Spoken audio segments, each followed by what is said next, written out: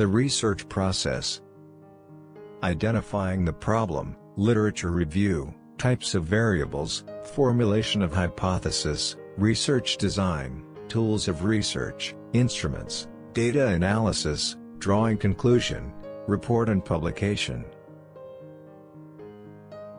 We have already finished the first part of the research process discussion in the last video release. We will now focus on the second portion of the discussion on the research process.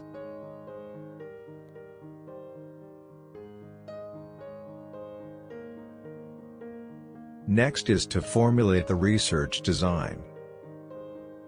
The research design is the blueprint of procedures adopted for testing the relationship between the dependent and the independent variables.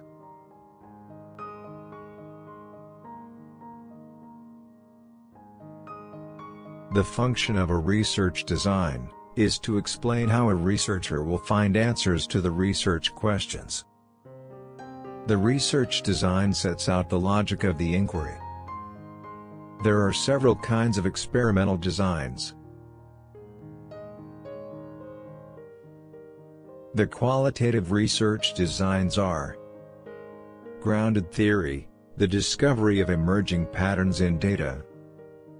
Ethnography, the researcher provides an account of a particular culture, society, or community.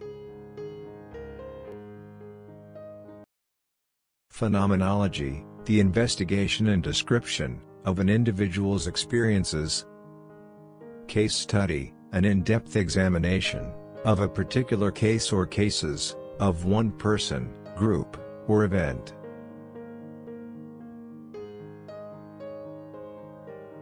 The quantitative research designs are descriptive, this describes characteristics of a population, situation, or phenomenon. Correlational, the study relationships between variables. Experimental, researcher manipulate conditions, and studying effects. Criteria for selection of a particular research design. The purpose of the research. Types of variables to be observed, controlled, or manipulated. Conditions under which the research is to be conducted. The next step in the research process is to construct or choose appropriate devices or instruments. These instruments or tools of research are ways through which data is collected. Questionnaire and interview schedule are the most common tools. Researchers may have to develop appropriate tools before undertaking the study, if ready-made tools are not available. Select the sample. After choosing the appropriate instruments, researcher also needs to decide about the participants of the study. Usually a small sample is drawn, which represents the population.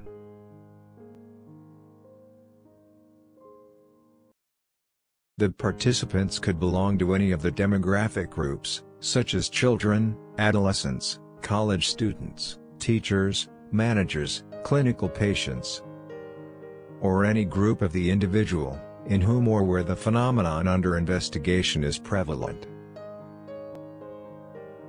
Next is collecting data. Researcher chooses the method of data collection, depending on the nature of research problem. Examples of data collection methods include observation, experiment, case study, and survey. Researcher also decides how the tools should be administered to collect data, whether individually, or in a group. In data collection phase, researcher must recruit staff, assign work to them, look for ways to increase response rate, and pay for training of staff. Effect of each of these must be evaluated in terms of cost, accuracy, reliability, and validity. Next is to analyze and interpret data. The data collected are analyzed, with the help of various quantitative, or statistical and qualitative techniques.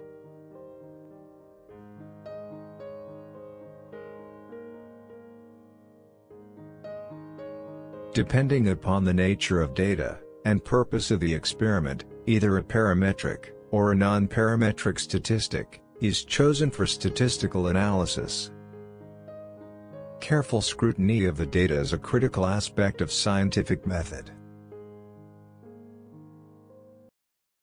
Various types of analysis include: univariate analysis, deals with a single characteristic of interest.